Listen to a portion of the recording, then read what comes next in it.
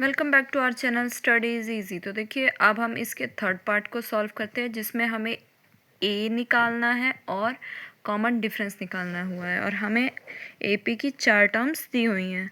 सो ए जो होगा वो ऑलवेज फर्स्ट टर्म होगा, डेट इज़ 1/3। अब हमें डिफरेंस निकालना है, कॉमन डिफरेंस। तो कॉमन डिफरेंस के लिए हम क्या करेंगे, A2 माइनस A1 करेंगे। A2 की वैल्यू हमें दे रखी है 5/3 और A1 की वैल्यू दे रखी है 1/3।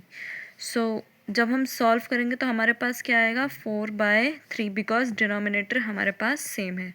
Next, D is equals to A3 minus A2। A3 की वैल्यू है हमारे पास 9/3 और A2 की वैल्यू है 5/3, जिसको सॉल्व करने के बाद अगेन हमारे पास 4/3 आएगा। फिर से हम D निकालेंगे, A4 माइनस A3। तो A4 की वैल्यू है हमारे पास 13/3 और A3 की वैल्यू है 9/3। सो सॉल्व करके अगेन 4/3 आएगा। सो यहाँ पे हमारे पास जो A है हमारे पास वो है 1/3 और जो कॉमन डिफरेंस D है हमारे पास वो है 4/3। अब देखिए इसका फोर्थ पार्ट हमें दिया हुआ है 0.6, 1.7, 2.8, 3.9। आपको फिर से AP की 4 टर्म्स दी हुई हैं और आपको इसमें से A और D निकालना है। सो जैसा कि आप सभी जानते हैं कि A जो होगा वो ऑलवेज फर्स्ट टर्म होगा, तो 0.6 हमारे पास A है।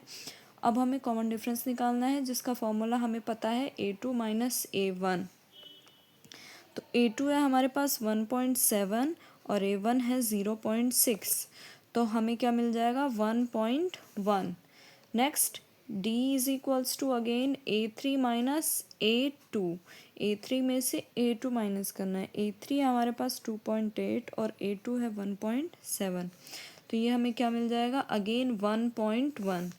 अगेन D अगर हमें निकालना है तो देखिए A4 माइनस A3। A4 की वैल्यू है हमारे पास 3.9 माइनस A3 की वैल्यू है हमारे पास 2.8, तो वो फिर से आ जाएगा 1.1।